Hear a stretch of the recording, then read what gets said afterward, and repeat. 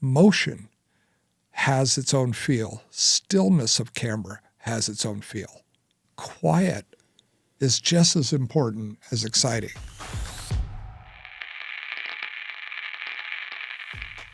This is my very, very good friend, Ed Done. Did you just start shooting yesterday? Been years. Rich always says 25 plus. I'll beep that out. This matte box is 30 years old. You can add side wings and get a lot more light control. This is like 1, 2, 3 different filters, right? There are cameras out there that just takes a wide shot of the whole room. Then you go into post and you can actually build a dolly shot. Oh, God. The thing that I would miss is the editor actually has more freedom if they're not spending time. I love to say it. My dream producer is someone who creates an environment where does an actor feel different if the camera's here or here? I love when you know a rack focus is coming Yeah. and they don't do it. Yeah. I love that. Yeah. Set etiquette is a marvelous thing. I like committing to the story in production. Some shots actually were better on just a tripod.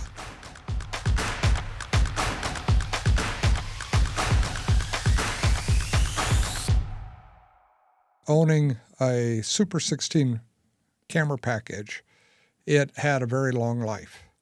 In other words, as the years went by, the camera got better only because the film stocks got better. That's where development was happening. The film stock is what actually makes the image and the lens.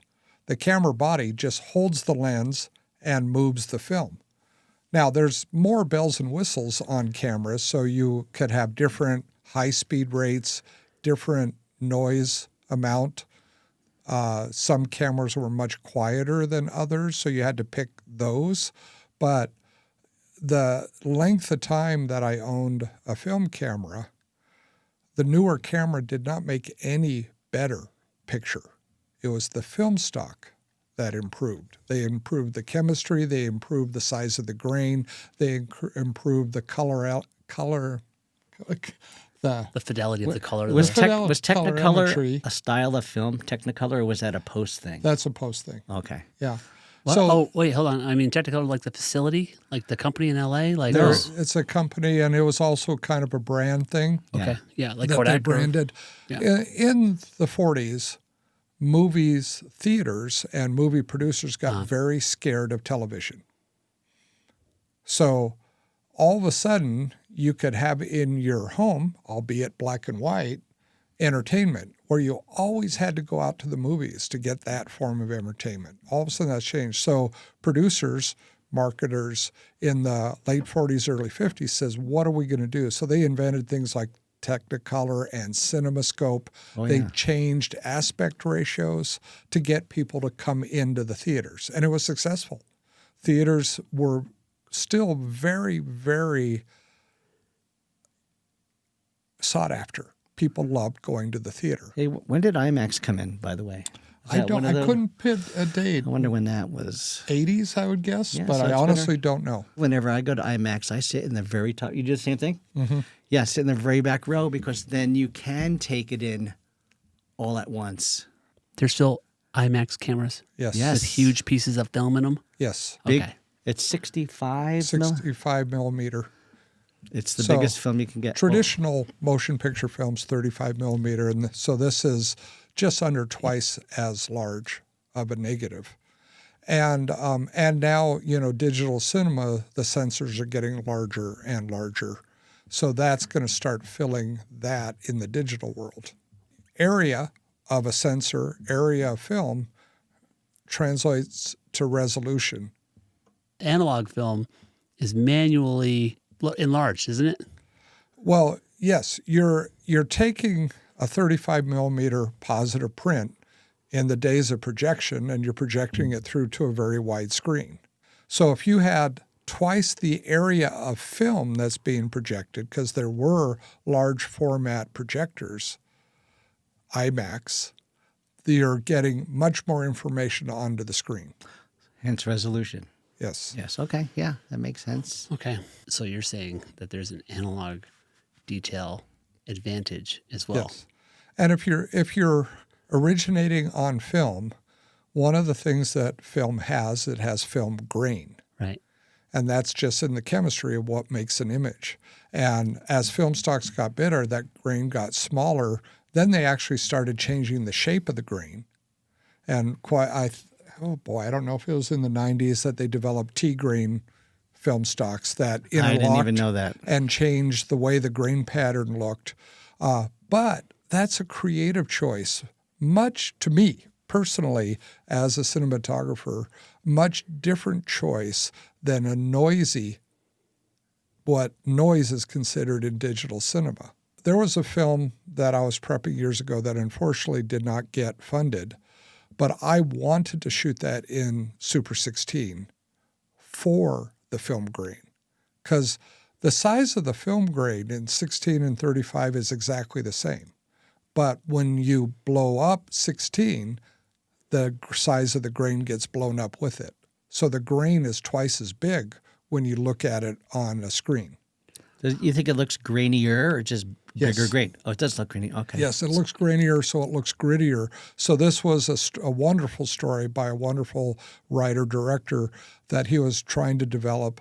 And it was about a guy living not ghetto, but living in low poverty, and his life spiraling out of control because of outside forces. And hence, I wanted the grit and grain of Super 16 film. And these days, there are programs that will emulate that. You can actually add grain to a digital image. It's not real anymore, though. It's not. To be honest, What's real? I haven't done side-by-side comparisons and said, could I tell the difference? They may be quite amazing. But because I've shot for so many decades on film, I love the process of originating on film. Yeah. So another conversation we had before we started rolling was about we were talking about ecosystems. And you're like, well, I'm shooting Sony right now, and it doesn't really matter. Like whatever's practical to tell the story, right, or to shoot that's what I want to use, right.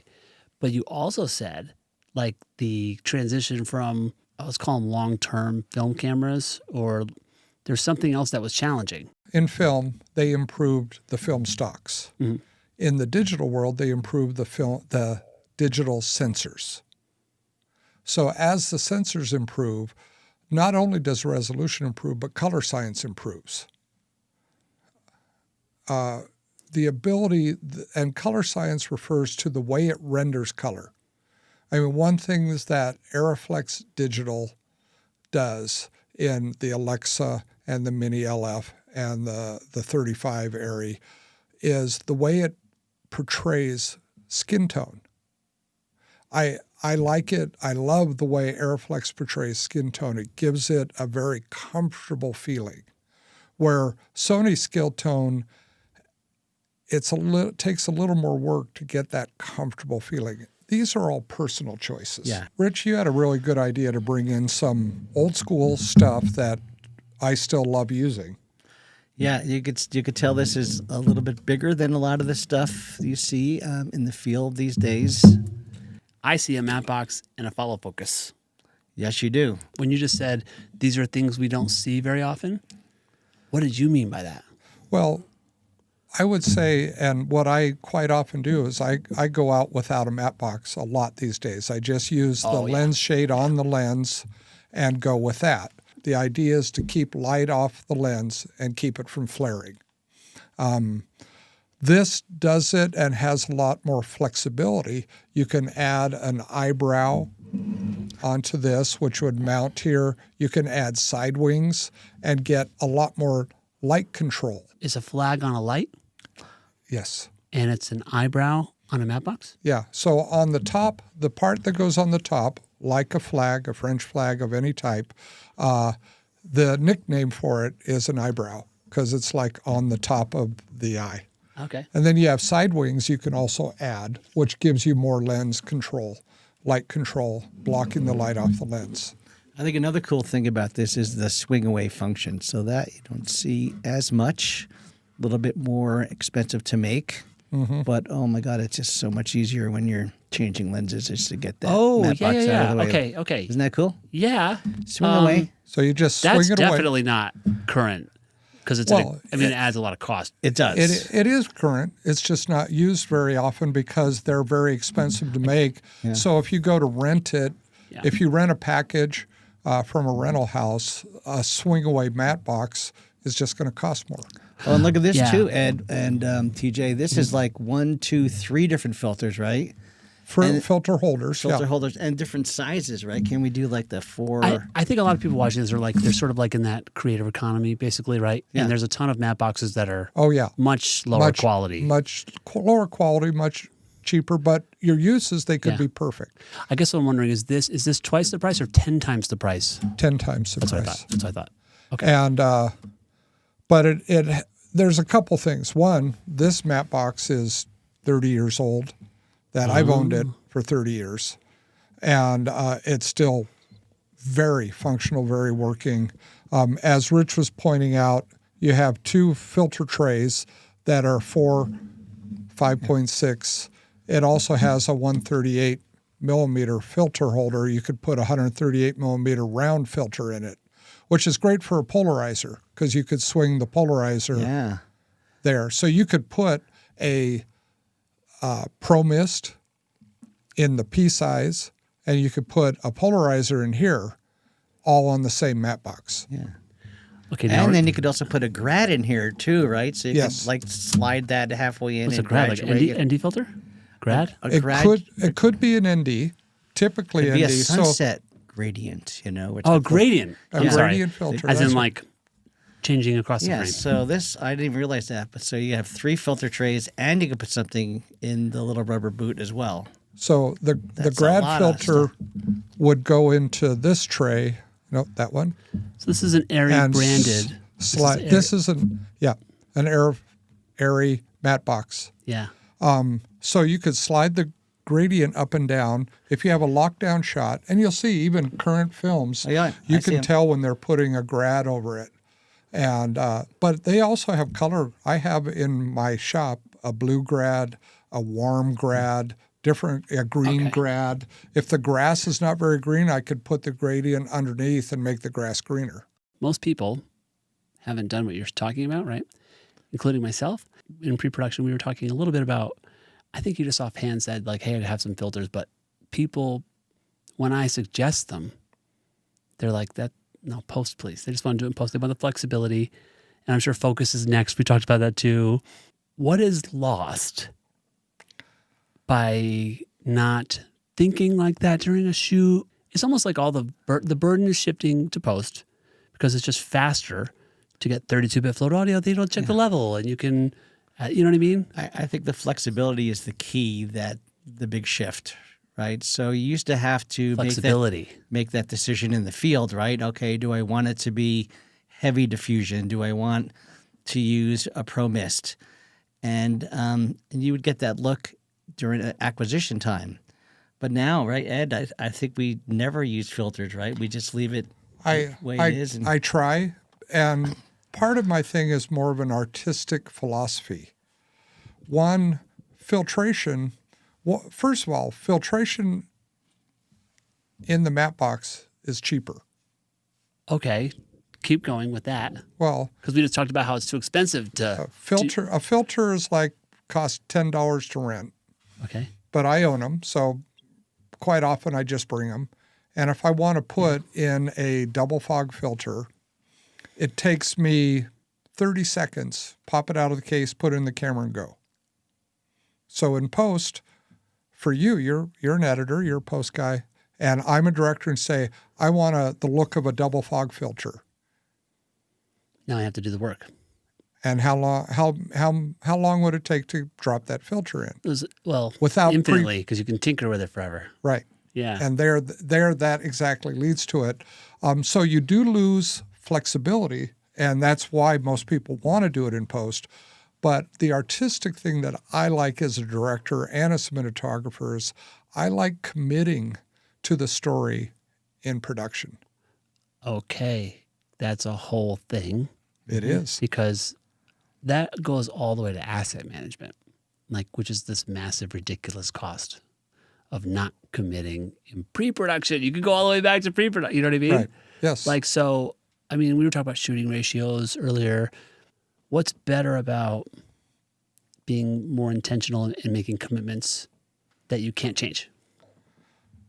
I'm not sure. Oh, I'd There's love something. to. I'd love to. Oh, Yeah. absolutely. Go for it. If you're developing a short film and the writer has written it, the writer then hands it to production and to a director. At that point, the writer loses control of the story. Now, the percentage of control is determined on is the writer involved.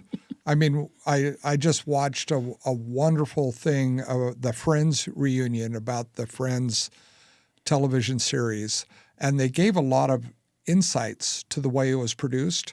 They had writers on the set. They were rewriting when they were filming with a live audience. They'd go, oh, that joke didn't work very well, and 4 writers are back there scrambling, hand a new one to the actors. They do take 2 with the new thing.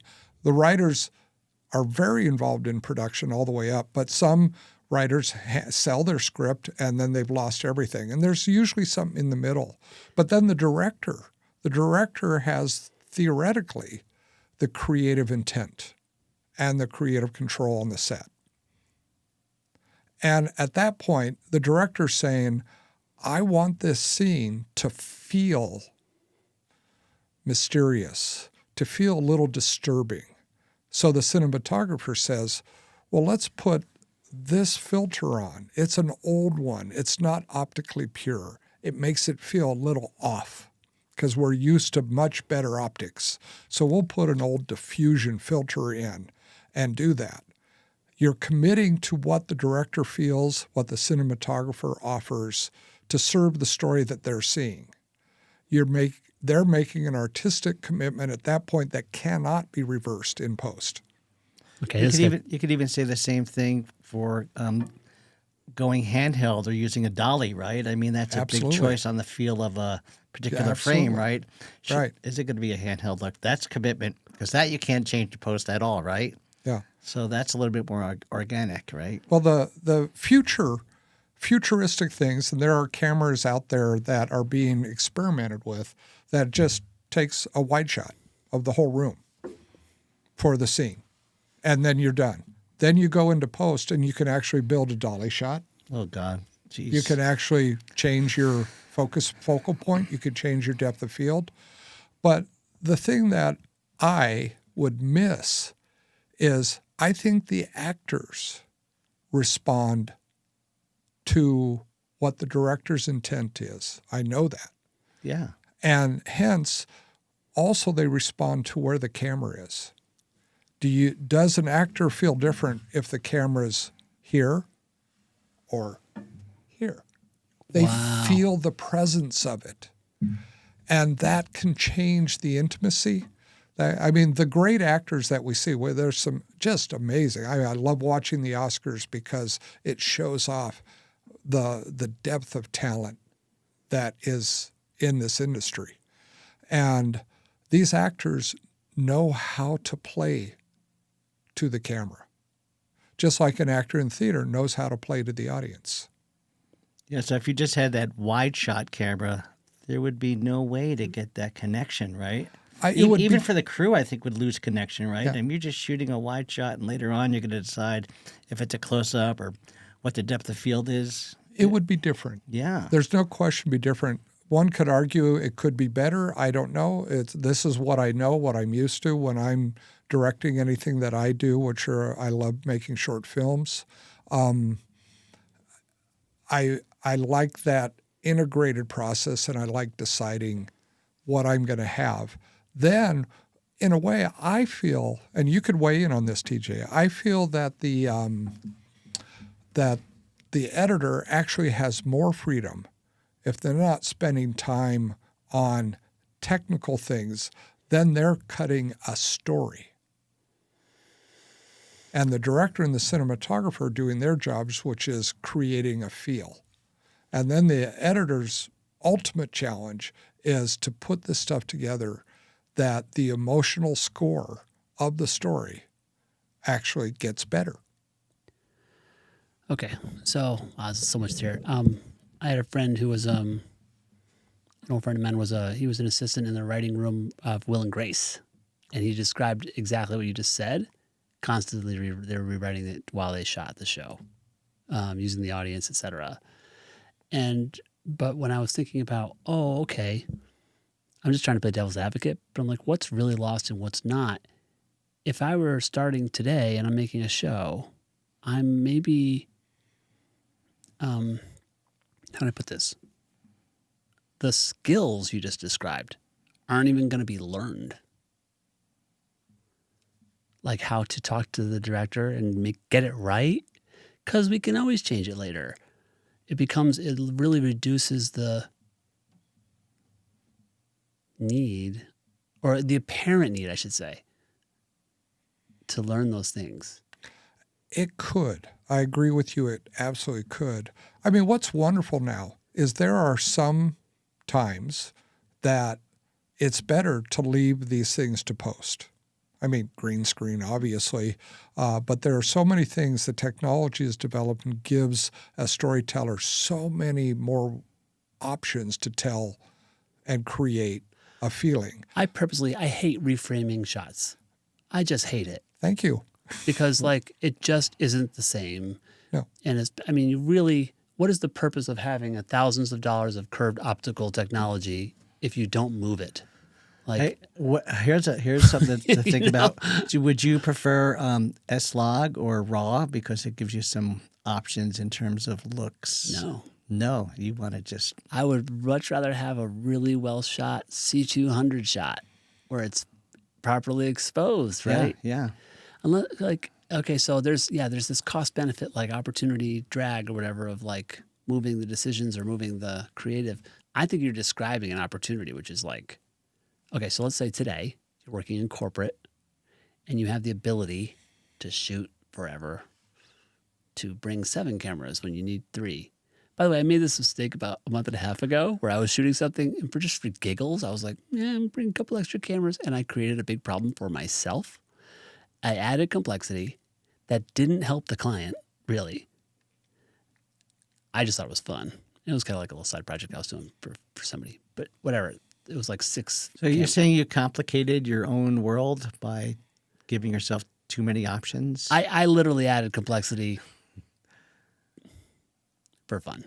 Yeah. I thought it would add options. But in hindsight, I wasn't doing it I'm trying to ruin the shoot. And I cut it and it came out fine. But in hindsight, I was like, if I had done a little bit better pre-production, I know, if I had brought just my 3 Sonys. Yeah, instead of 6 or 7. It just I brought my 2 Sonys, 2 Canons, and a couple iPhones. Let me ask you this. If you're shooting a sequence, let's say it's a dialogue, are you okay with having 6 angles of that? Or would you be okay with 2? 2 good ones, right? 2 good ones. Yeah. Oh, that's interesting. Or whatever. Yeah. Minimum good. Minimum good. That's so interesting. Well, it brings up several things, but one thing just right on the end is if you're in any kind of dramatic setting, and I don't mean that's just a movie, it's also corporate films can have a dramatic thing and commercials can have dramatic moments in them, depending on the creative concept. There is more and more the drive to do 2 or 3 cameras on a scene. But what I always find is and if I have time to sit down and talk with the director, is I really want to try and get the intent to what we're doing, because you make compromises in your composition and lighting with multiple cameras. If I have a very dramatic scene with a single source feeling of lighting, it's really hard to get 2 different angles on that. Because quite often, and pay attention to movies, I see it all the time, sunset, and they have 2 people standing near the hood of their car at sunset, and they cut to one person and they're backlit by the sunset, and they cut to the other person and they're backlit by the sunset. That's so funny you say that, Ed, because I always notice that on reversals to see if they are cheating the light, I call Yep. it. And, you know, sometimes they are. Yes. And sometimes they're not, though. Sometimes they don't. Yeah, it's And interesting. I love cheating the light. I love that because that makes the prettiest light on each person, even though it's the world of two suns. The suns are in two different positions. So you're okay with cheating the light? Absolutely. Me too. But not always. Not always to me, Yeah. too. Yeah. I will definitely, you know, when you do the reversal But- over the shoulder, I'll tweak the lighting a little bit. But you can't do that with two cameras. No. Okay, so back in post-production school in LA in 2006, like there's this, we all had the same footage to cut, like to demo or whatever, so we could all compare our work. Do you guys remember News Radio? Good show, TV sitcom. I don't know. But go With ahead. Phil Hartman and Yes. Okay. Yes, okay. I remember. it was a TV. It was a. Yeah, when you said Phil Hartman, I I remember. think it was Phil Hartman, right? Yeah. Okay, that guy from Kids in the Hall. Doesn't matter. It was good comedy. One camera sitcom. What? Well, I'm sorry. They gave us. I think it was one camera. Oh. Okay, this is a long time ago. Sorry, it's almost 20 years. But like the point is, it was this kind of judiciously shot. They would shoot the same scene over and over again. It's comedy. Oh, I see. And they would shoot with one camera over and over again or two. Which they called film style, didn't they, Ed? Yes, film what was style called. Film was- style was was taking one the camera and just nickname. moving it to a Yep. different spot. Yeah, and Yeah. of course it's comedy, right? So like we're cutting it, right? So we generated the moments, generated the pauses, generated the Right. comedy. And the performances would be a little different every time, right? Yeah. But what I'm thinking, I'm starting to think of the application today, right? I think I'm accustomed to the idea of minimum pre-production, too many cameras basically. And the budget for post, like time, is maybe twice what it should be.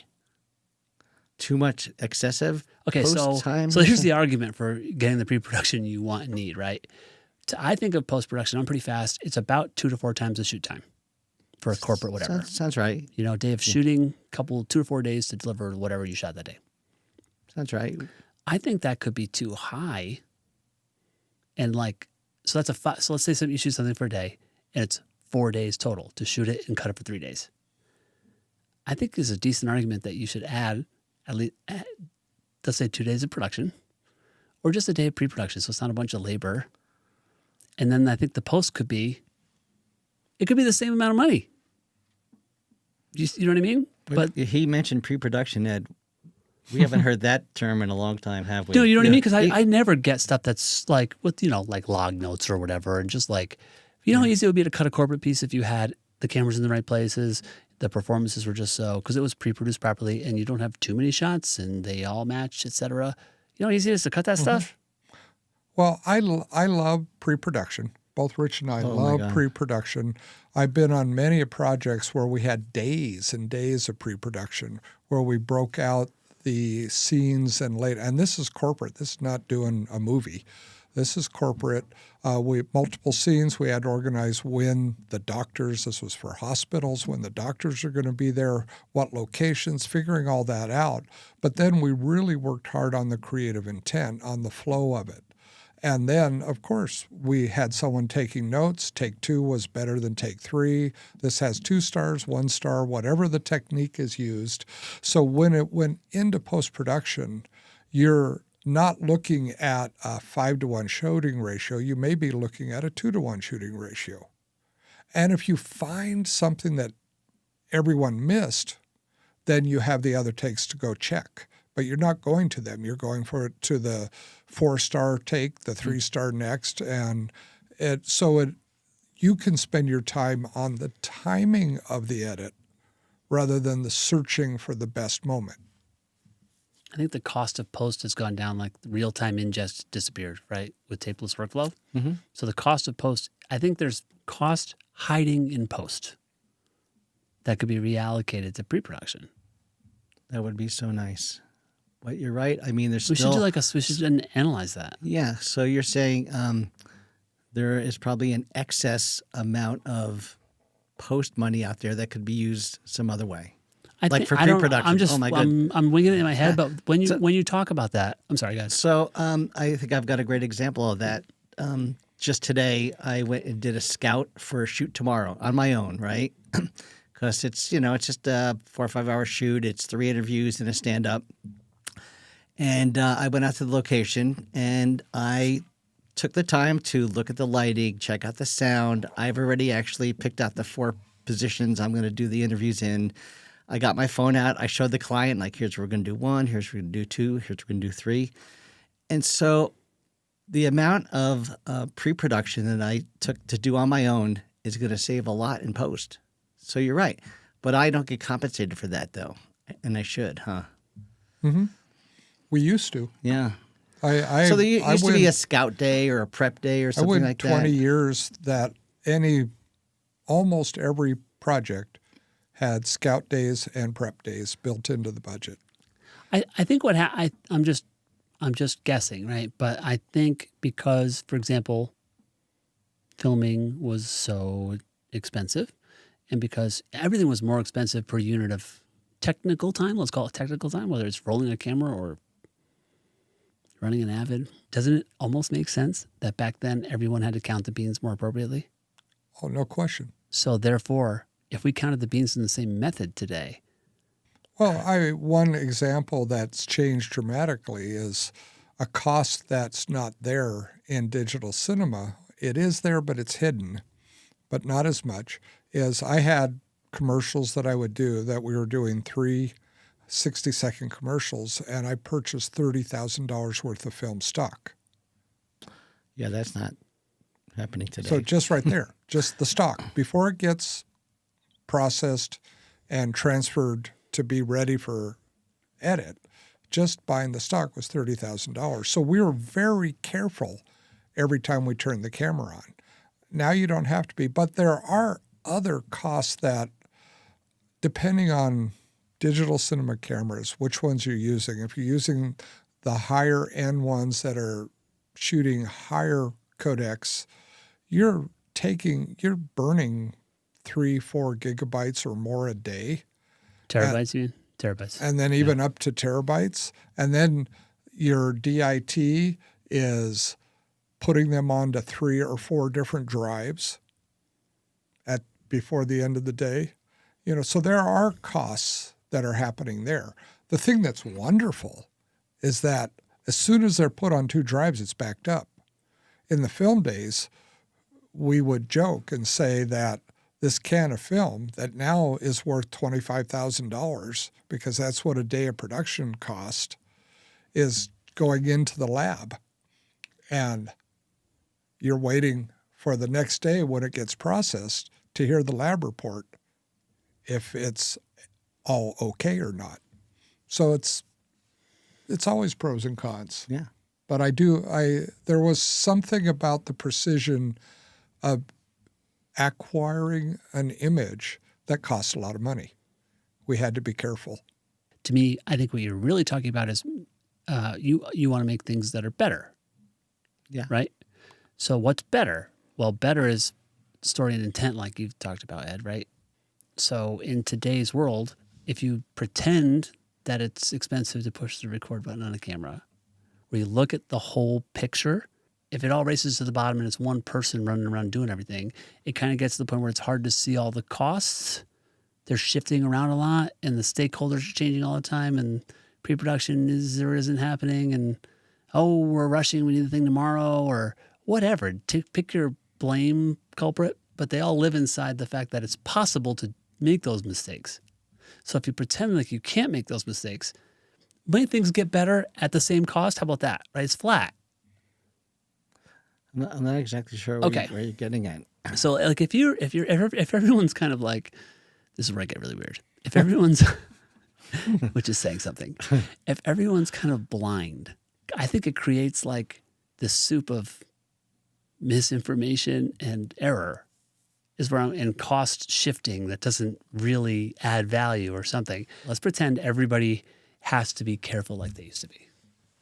Everybody, from the producer to the client to the production post, everybody has to be careful because it's so darn expensive. Like, what if you could only roll for 20 minutes on your 2 cameras? You'd pre-produce that sucker. Yeah. What if the editor had to be skilled and had to be involved in the whole thing? Your piece would be cut faster and it would be better. And I will say, that is still happening. There are production companies, there are agencies, there are producers that do want to put the pre-production in, and that do want to have the intent. There's many of those. That's still going on. I mean, you go to the movies these days, and if you like the movie, it had tons of pre-production. So what I call the easiest thing to acquire for, let's just say, a corporation is to do an interview. It takes very little pre-production. It takes, hopefully they hire someone of richest quality who knows how to make someone look good and knows how to react. And a lot of that with experience is knowing how to react. Just someone comes in with glasses. Where does the light go?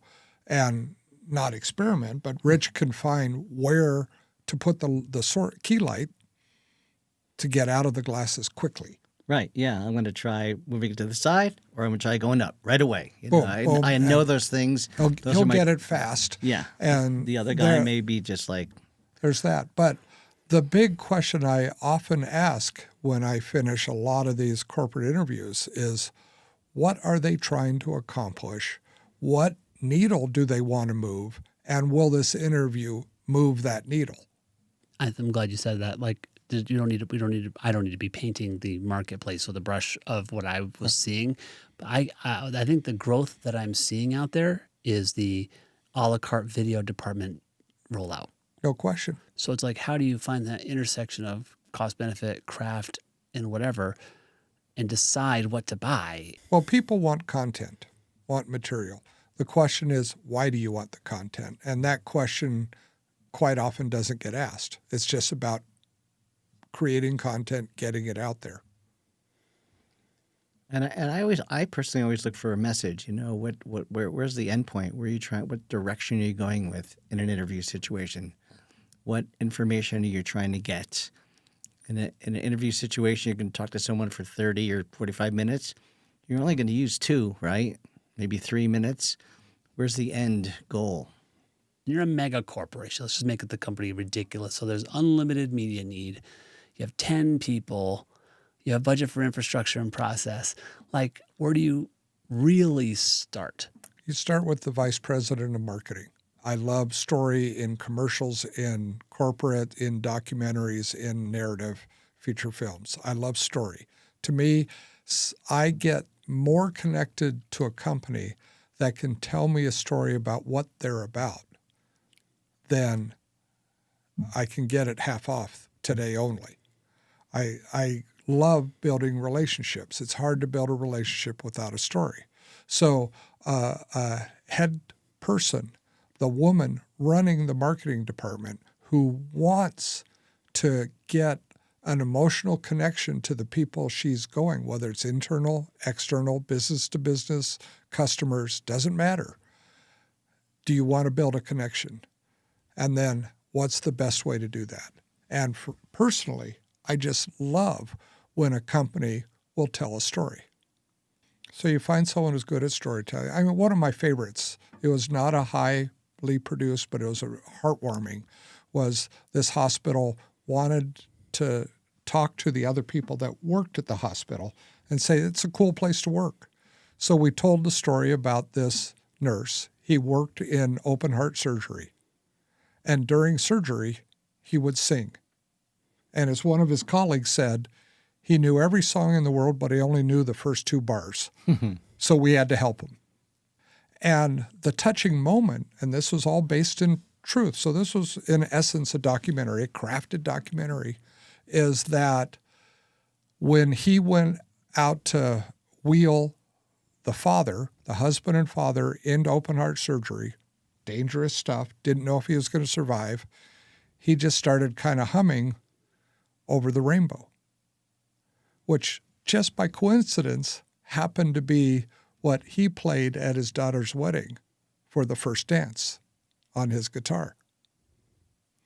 It had a touching connection, but telling this story moved me. And I was moved. I was filming it, but it was a story, just a short story about someone who cared.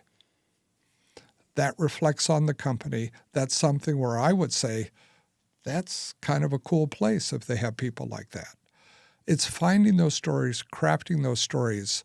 Then your dream team puts it together, whether it's internal or external, doesn't really matter. It's finding the people that, need to craft it together. As I love to say it, my dream producer is someone who creates an environment where everyone succeeds. The number one role of a producer, of a true producer, is who can actually create that environment where the costume person succeeds, the makeup person succeeds. They feel enriched, enabled to do their best work. And it's wonderful. I've been on many a set where that happens and people come together and they're doing their best work, not because they're getting paid, but because all of a sudden it's a cause. And who brought those people together? The producer, right? The producer has to go out there and get those 3, 4, 5, 10 different people. Yeah. On one job, it was the assistant director. But because the assistant director at that point was the one who had the contact with the crew. And she created a world that I was working as an electrician on this job, everyone on the crew is like kind of looking around and it's like, we're not looking for when's lunch. We weren't looking for when the end of the day is. We were actually looking for what can we do for Rhonda, because she created an environment that we knew we could do our best work. I mean, you were lucky if you're going out there with 3 people these days. I find. Well, I mean, you haven't done any big shoots. You used to do shoots with 45 people, or now you're going out by yourself. That's a big change. I get excited if I get an electrician or grip on the job or a gaffer. And we have amazing gaffers, lighting people in town. But I never went on a job without a dolly grip. And dolly grips are as qualified as any camera operator. They're amazing, the way they move that camera. You also said you never went out on a shoot without one of these. Yes. This is a follow focus. For years and years, you always had somebody pulling focus. Right. And follow focus or focus control now has changed because the technology allows for amazing autofocus. Yeah. And there's some things that even if I had this and if even I had a very talented AC, I'd still put it in autofocus, because if it's an interview and they're sitting there, there's no AC that can anticipate when someone's going to lean forward or lean back. Yeah. But there are other times that I will say that we're going to manipulate when the focus moves from person 1 to person 2. And I may, person 1's talking and they're in focus.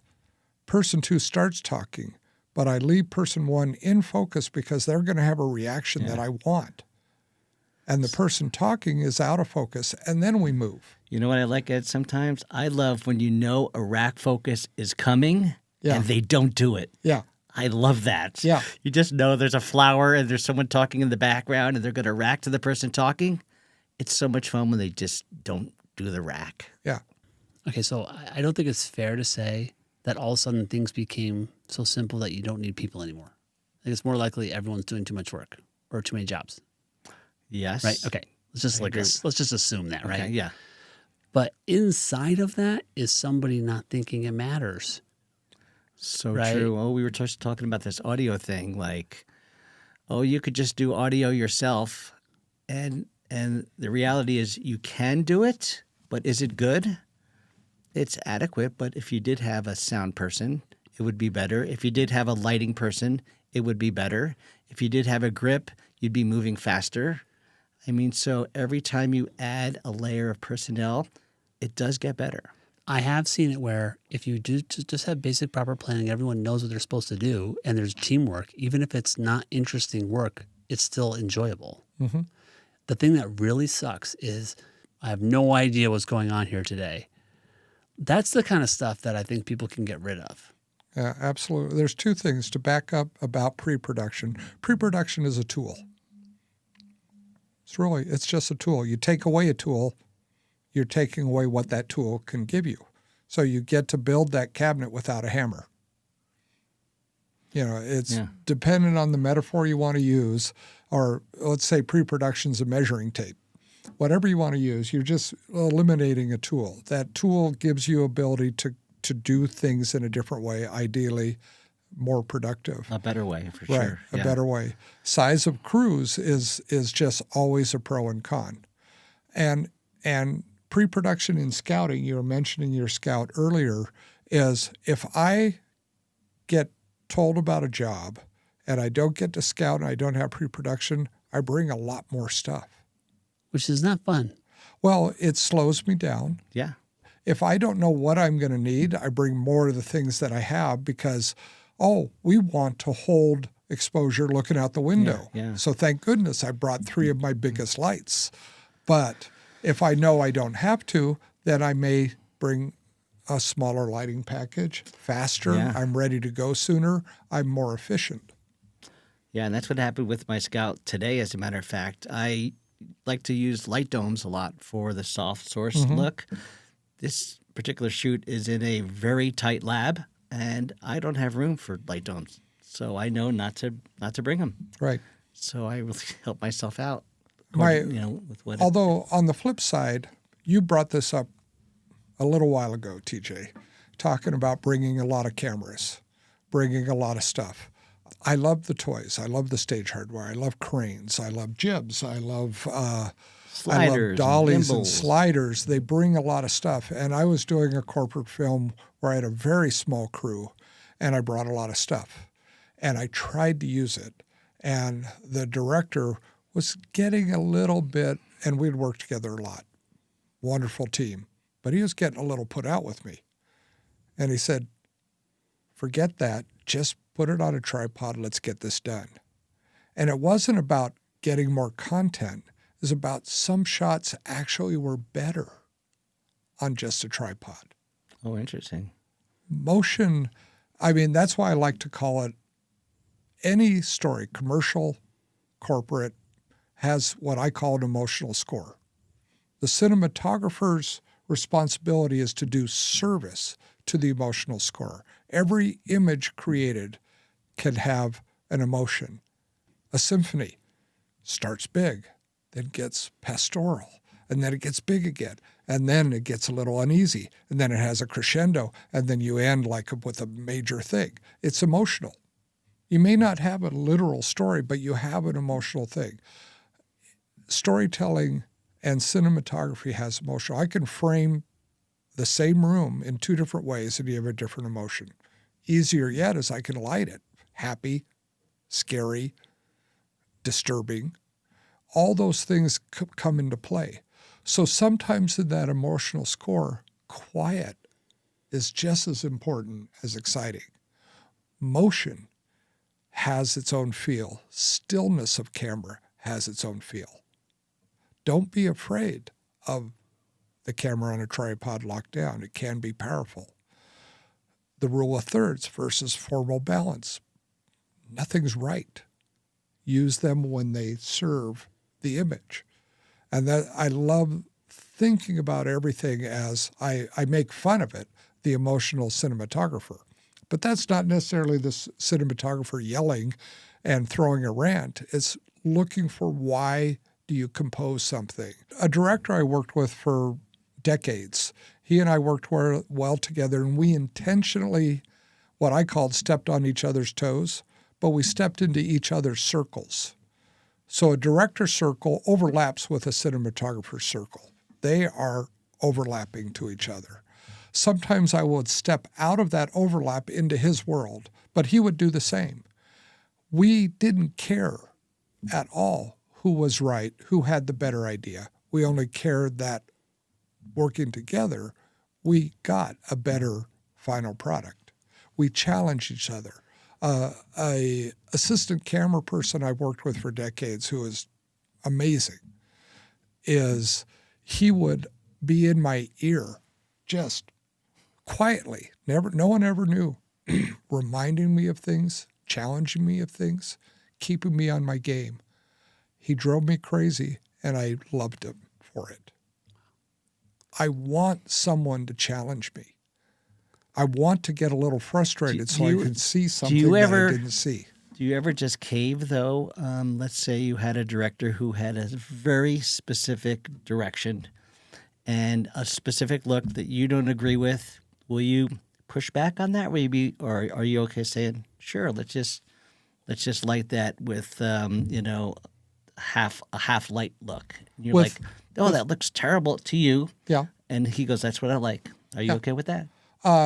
Okay is not the right thing to ask. Depending on the director and the dynamic. With the guy I worked with for 20 years, yes, I would How about push. the new client that you just got hired to? And if he's clear about it, I serve the director. Me too. I think we talked about this. Like Surface. sometimes I will Yeah. execute their vision, whether I Absolutely. agree or not agree. And it's okay. It's okay. It is okay. And It's sometimes part of the thing. It's part of the dynamic. Every collaboration has a dynamic. Yeah, because he may have a look, and then you may just say, "Hey, check this out," and maybe do something a little different. And he's like, "No," and you're like, "Okay." But Yep. you felt good because you threw a little suggestion in there, and then he Dream relationship, producers, directors, gaffers. I mean, I want it from gaffers. I want it from lighting people. I want it from. We did something where, by chance, I was the DP. Rich was the operator, and you would come over and whisper in my ear ideas. Thank you.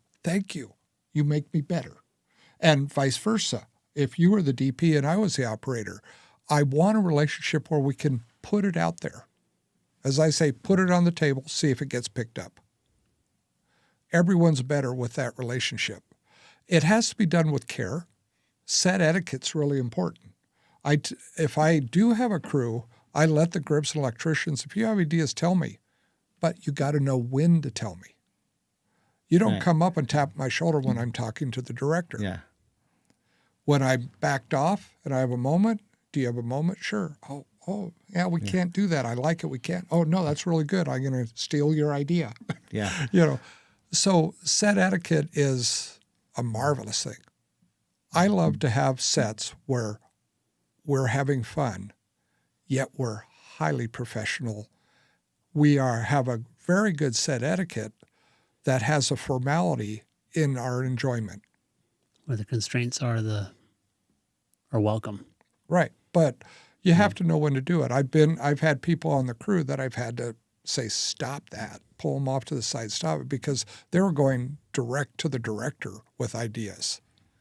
And no, bring it through someone. If you someone actually developed, I had an electrician develop a relationship with a client that the client loved him with his ideas. But that's really rare. So it's not unheard of, but it's really rare. So understanding set etiquette and how it works, it's not the days of, put you in your place. Every PA may be the next director. Everyone has good ideas. It's just figuring out when and where and how to express them. I think having a plan is always a great idea, and that I am 100% okay with changing the plan. Yes. As long as there was one in place. It's the no plan that just puts everyone's hair on fire. And so going with some plan that makes sense, obviously, and totally fine. Hey, we were going to shoot in this room, and there's a fire alarm going. We got to go into another room, or this CEO didn't make it on the airplane. We got to do something else. So we got to do something. We get together. Yeah. We see the plan all change at the same time. No one's left out. Right. The two things on that, which I feel really spot on. One, no one feeling left out is communication. I learned this lesson, and it was a big lesson for me to learn. Decades ago, I was on a big commercial, large crew, and we were filming for 12 days. And several days into it, the AC came up to me, and I could tell he was not happy with me. I'm going, oh boy. And I really respect this AC. And basically, he told me, very straightforward, that I was not communicating with him. And I'm sitting there going, what do I need to communicate? You got what you need to do. You have the shot list. The AD is given all the information. Well, I realize it actually helps the crew if they know our intent and what we're trying to accomplish that It day becomes more of a team. and the emotional thing. I realized I wasn't giving the information flow from my perspective, which the DP is in charge of the grips, electrician and camera department. I wasn't giving them what I wanted from the producer and director. And that was a big eye-opener for me. I really hope I learned from that mistake. And that's part of what we say, enabling people to really feel that they're part of a team. Do you mean carrying, making sure the message is heard, or framing it in the way that they could understand it? Like, what do you, when you, just in hindsight, is it primarily just making sure people know what's going on, or that they know what they need to know about what's going on? I think it was more connecting on what we're trying to accomplish, not in a practical sense, because they have they have the night before they get the sheet, the call sheet with all the list of what we're doing, who the crew and all that, but they didn't know the why. And if I communicated, especially to the department heads, the AC, the gaffer, the key grip, that more than just function. A lot of pre-production, we really set things down. It's wonderful.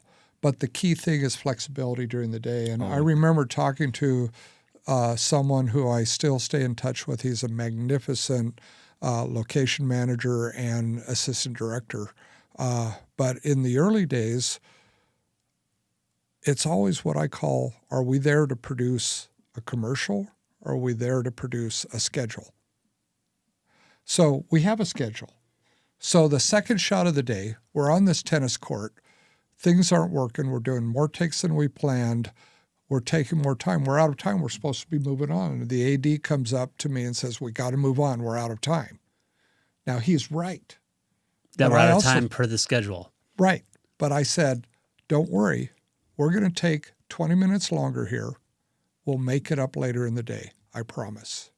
And we almost always do. But it was more important to be able to get that, because we're there. Because the thing I say that is maybe not good, but no one ever says, oh, that was a wonderful commercial. You were on budget. That was great because you did it in the time allotted. No, it's only great because they like the commercial. And so of course, we have to pay attention to budget. Of course, we have to pay attention to schedule. But our number one thing is to make sure we get what we're there for. So maybe use a little more time here, a little less time there. Or also love the discoveries that you didn't plan. One of my favorite things is from a movie in the 60s is they had this prisoner on death row in prison, and it's raining outside, and he's being lit by the window. And the rain machine is causing extra water on the window, and it's causing rivulets, and the shadows it looked like the prisoner was crying. Never intended. I know that scene. Was that Robert Blake by any chance? I don't remember. Yeah. No, I know the exact. They talk about the happy accident kind of thing. It's pure accidental, and it's brilliant. That's what being planned helps you do, is to be able to have the time for the accidents or the discoveries. I love that. That's one of my favorite parts of planning, are the things you didn't plan for. It's really powerful. So thank you. Thank you. All right.